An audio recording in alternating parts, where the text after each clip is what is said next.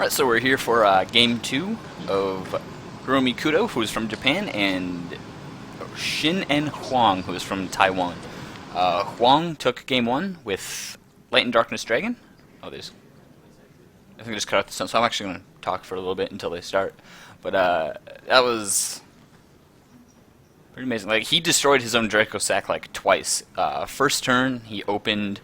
went like 1,000,000 cards, destroyed Draco Sack, went for 1,000,000 more cards, Super Reju for 6, end of turn, and then drew a bunch, set 1, and the enemy, he heavied a Sacred Sword, that went away, and then he went for lots and lots of cards.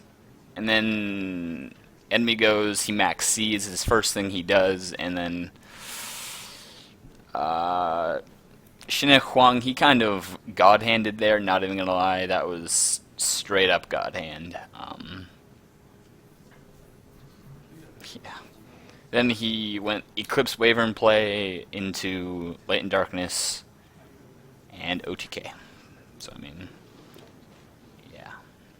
Went for Gaia Knight, the Dragon Charger. He could have went for something else, I guess. Number Hunters actually isn't legal for these guys right now. It's out, but it's not legal. So they can't use, I believe it's number 74, Master of Blades. They can't use him. He was actually really good against the Dragon Ruler matchup, because if you run him out solo, he can't be,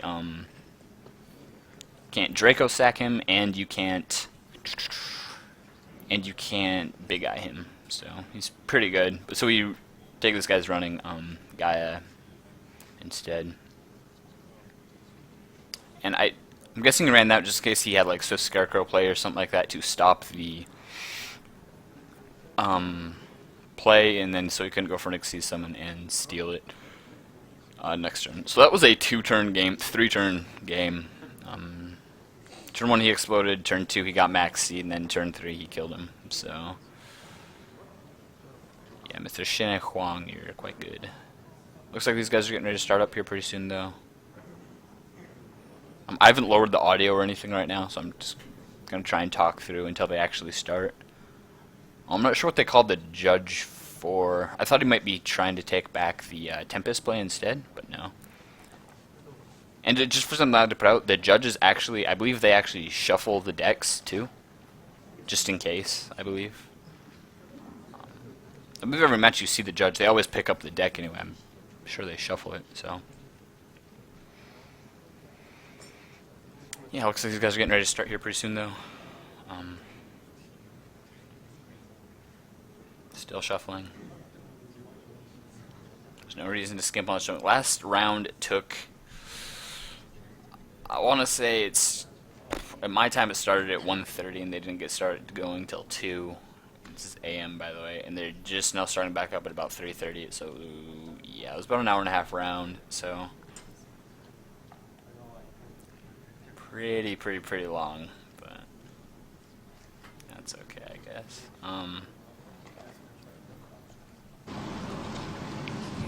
All right, we're back for Duel 2. Back. I'm gonna send Our duelists have side decked, and they are ready to go. This time around, Kudo gets to make the first move. Do you see any interesting side deck opportunities or choices in the 2 deck lists? You know, I do. Huang seems to have taken his side decking for Dragon Rulers more seriously, instead of putting everything that he could possibly need in the main deck. He's also got a pair of Electric Viruses and a pair of Swift Scarecrows in his side deck. And Electric Virus is a monster that you can discard to steal any dragon or machine, and most of what the Dragon Ruler deck puts out are dragons and machines. Since they're both playing the same cards, that lets him use his opponent's cards as if they were his own on a more regular basis than he would with Big Eye, and you don't have to take any of the risks associated with putting Big Eye on the field. So Huang seems to be really well prepared for this mirror match. He's got an edge in the side decking, yes, but Kudo has an extra copy of Trifortress Ops in his side deck.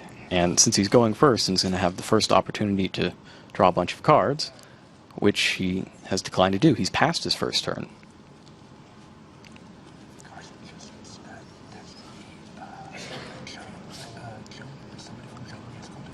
Huang started off with Burner, and Kudo has responded with Max C. He's going to be drawing from here on out.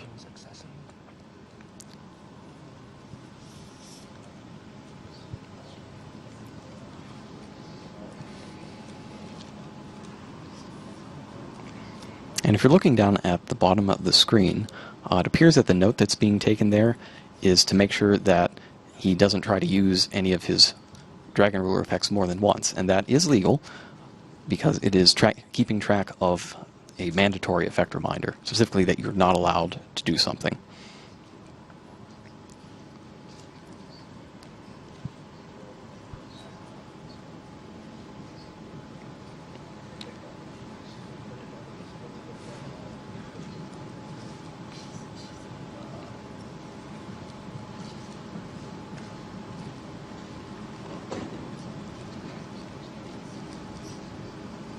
Looks like we got a brief consultation with the translators. Everything looks like it's all right.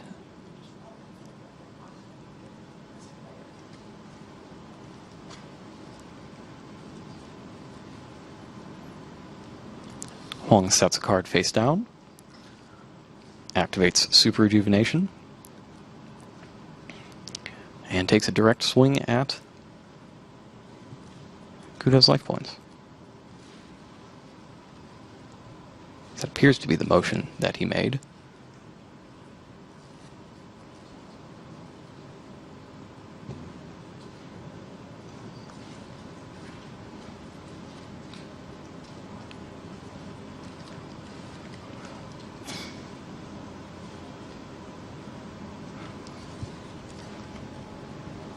Kudo's back up. He didn't get a whole lot out of that Max C. Huang decided to just pass, sit on his 2 extra cards from Super Rejuvenation, and call it a turn.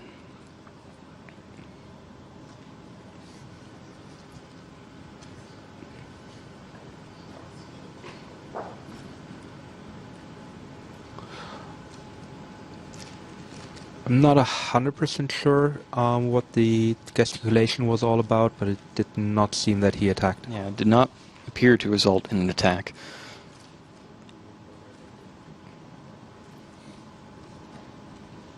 Kudo very emphatically sets a card face down.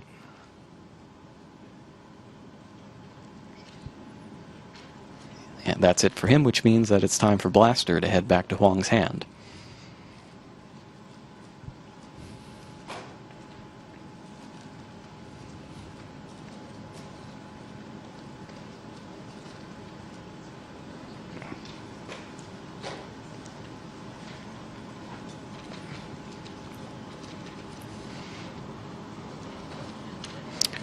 Alright, so it looks like Huang is going to banish his title from the graveyard and a Redox from his hand to special summon that Blaster back.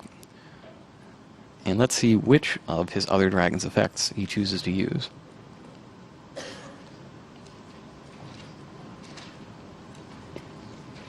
He's used title out, he's going to use them both to get both of those Dragon Rulers baby equivalents.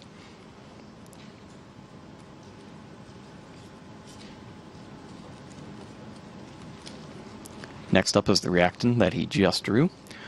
He's pitching it along with Tempest. Kudo has no response, it appears. So Redox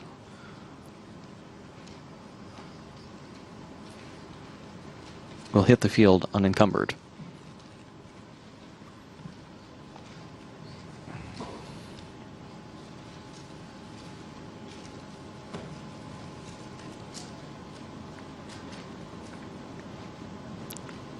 Brief check-in with the translators again.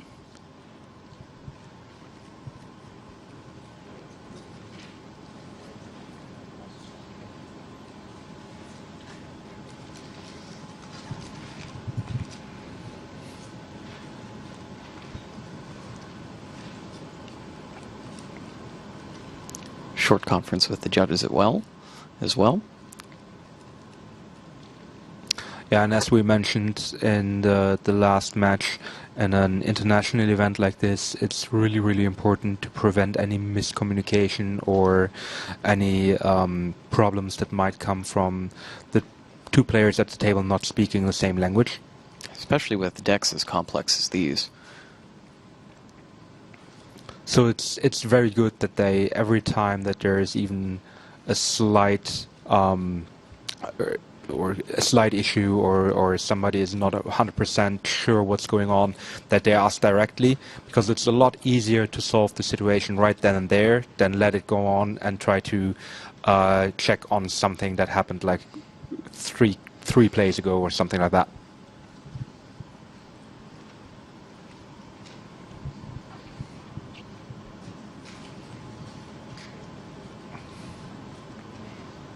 It's also important to note that we are not in the same room as the players, so we don't actually know what the discussion is about.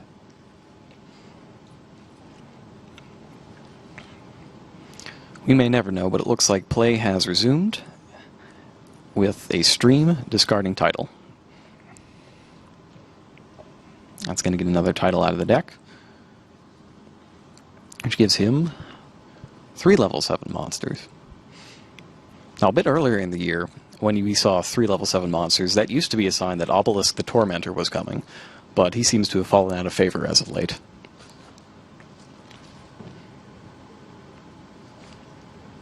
Although, he might make a big reappearance again at YCS Brussels. How big? Very big.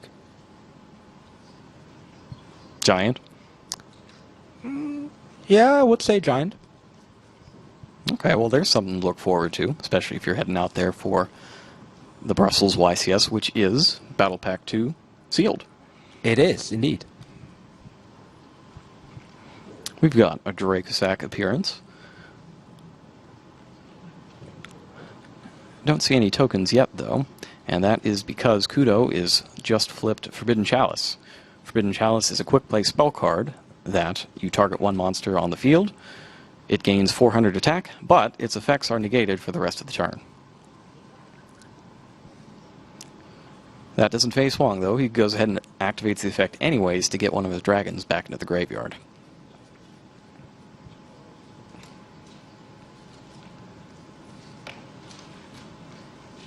This time, Tempest gets the call. With Blaster and Tempest on field in attack position, that represents 5,200 points of potential damage.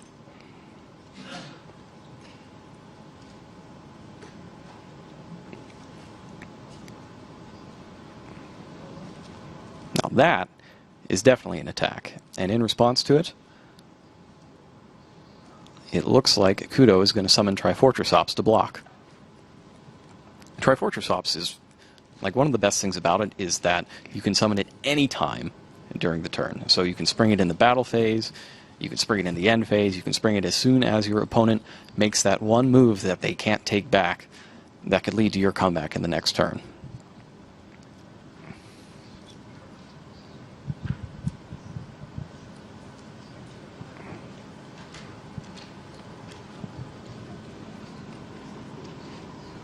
Huang looks kind of stunned. I don't think he was expecting that in this case.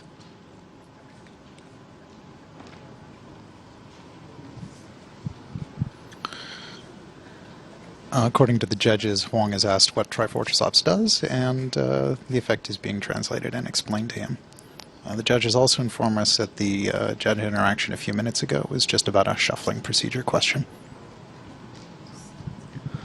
Which is kind of important because there's a lot of shuffling of, with the current decks due to all the search effects.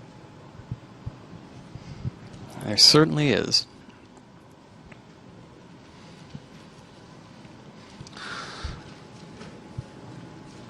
It shows how, even with basically 2 deck types in this event, there's still so much variety that in the semi-final, one of the players needs to make sure that he completely understands how the card works. Supposedly, he hasn't seen it before in this event. There's, what, close to 6,000 cards in all of Yu-Gi-Oh? I'd be shocked if anybody's seen all of them, except maybe Kevin. I'm pretty sure Yeah. Kevin has seen all of them. And a whole lot more. In any case, it looks like Trifortress Ops' summon has successfully resolved, and in main phase 2, Huang's bringing out another Mecha Phantom Beast Dracosac. And Kudo says he has a play.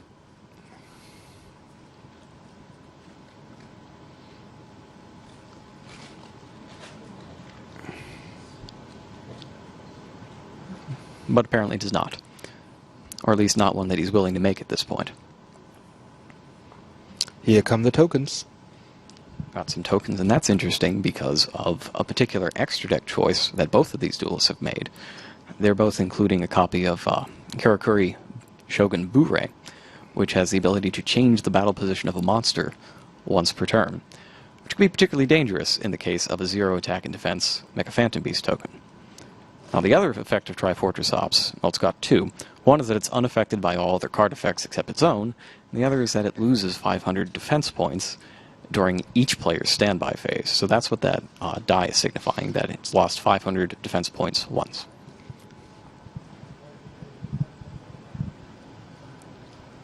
He started out with 2800, is that correct? Yep.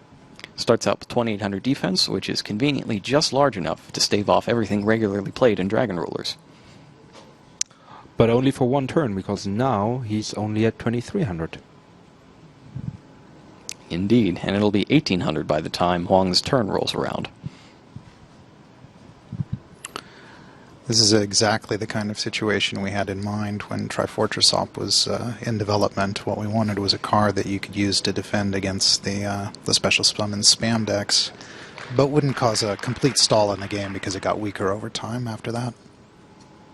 It's nice to see it being embraced at the top levels of competition. Good job, guys.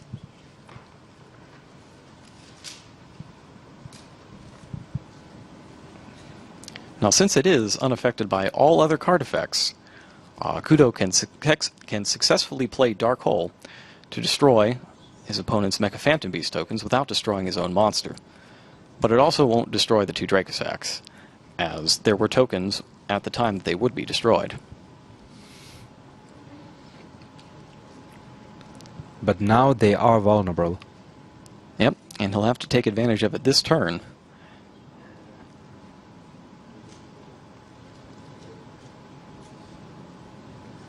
And that is Lightning Vortex. Haven't seen that card in a while. Lightning Vortex has a cost of discarding one card, and when it resolves, you destroy all face-up monsters on your opponent's side of the field. He discarded a dragon for that, so if he's also got a Super Rejuvenation, he can start stacking up some draws. Next up is Effect Veiler, being used as a tuner again in this instance, since Trifortress Ops is level 6, and a machine. He could get the Bure, he could get Black Cruise Dragon. That looks like Bure. That's a Bure. Now, he doesn't have any Karakuri monsters in his deck to summon with its first effect, but that changing battle position effect is still pretty valuable. It's also another level 7 monster if he needs to use it to make an Xyz summon of his own. Now, in this situation where the opponent doesn't have any defense position monsters, is it still a good play to have it out there? Well, I think what Kudo really needed right now was a bunch of offense. He didn't really have much going because his opponent was sitting behind all those tokens the whole time. But in this case, he's playing it much like we saw Ben Leverett play his Big Eye and Vanity's Emptiness last round, basically just having a big monster and sitting on it while you have Vanity's Emptiness to stop the special summons from your opponent.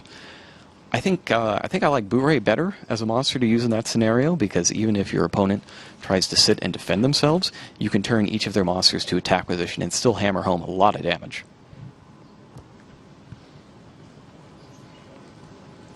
And he keeps doing that.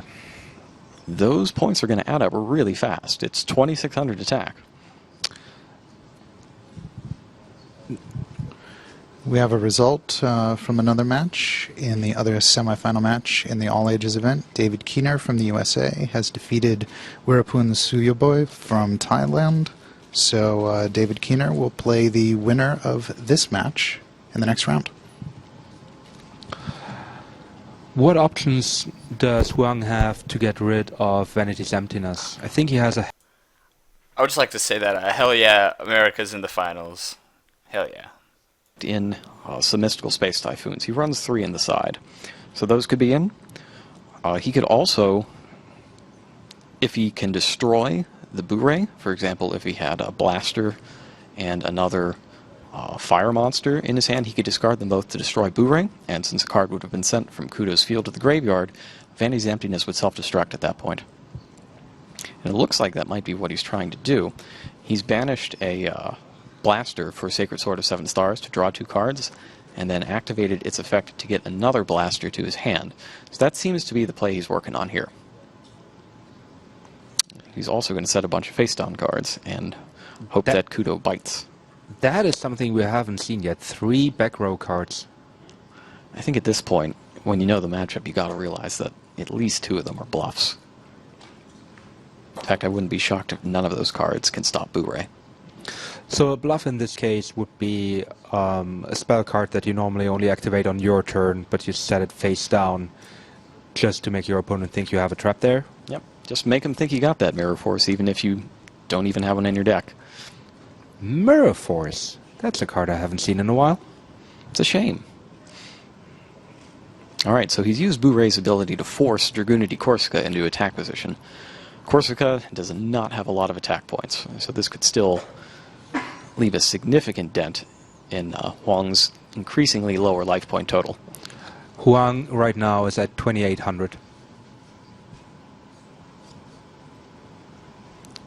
Got an update. Corsica's got 800 attack points, so that'll be 1,800 damage if the attack goes through.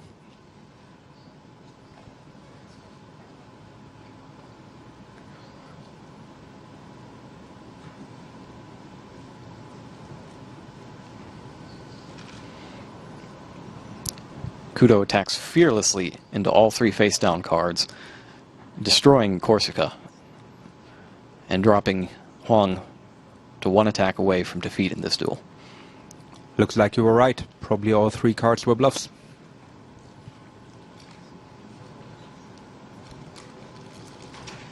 You gotta try, though. You never know what's going on in your opponent's head.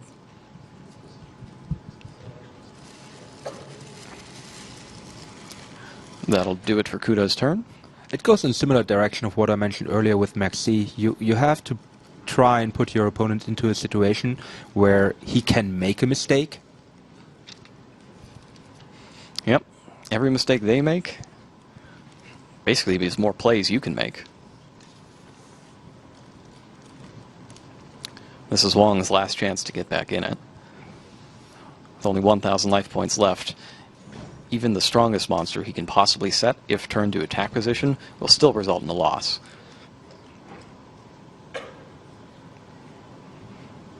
And it looks like he's seen enough, and we're going to a 3rd duel. Now, this is the first time that we see a match going into the 3rd duel. Was this a result of the extra deck strategy, or what do you think made the difference here? It looked like the Trifortress Ops really made a big difference there. The combination of Fortress Ops, Boo-Ray, and Vanity's Emptiness were huge in this match.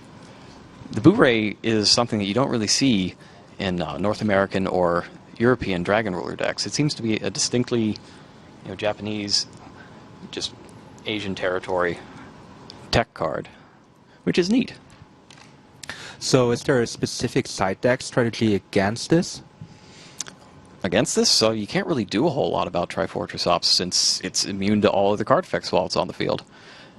What we might see is, maybe a Mystical Space Typhoon or 2 added into the main decks this time around. They've both got 3 in their side decks, and I don't think either one of them wants to be on the other side of the Vanity's Emptiness beatdown. Update from the Dragon Duel Championship. Oliver Tomajko from the USA has defeated Niels Kuhnberger from Germany. So it looks like we will have US players in the finals of both events. This is easily the best finish the United States has ever had at the World Championship in all of the years of its existence. The previous best finish was a 2nd place by Vincent Paglia a few years back.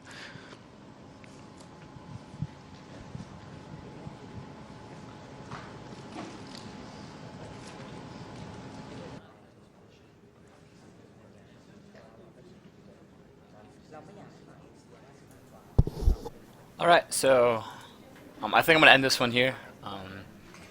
He pretty much just got the lockdown with Vanity's Emptiness, and Huang couldn't do anything. So it's good to hear that we have Americans in Dragon Duel finals and this finals, and the finalist in Dragon Duels is actually the one I recorded earlier. So it's good to see. It's good to see that Americans are doing good. But anyways, I'm gonna get started up on the next for game 3. So I'm ready for that one.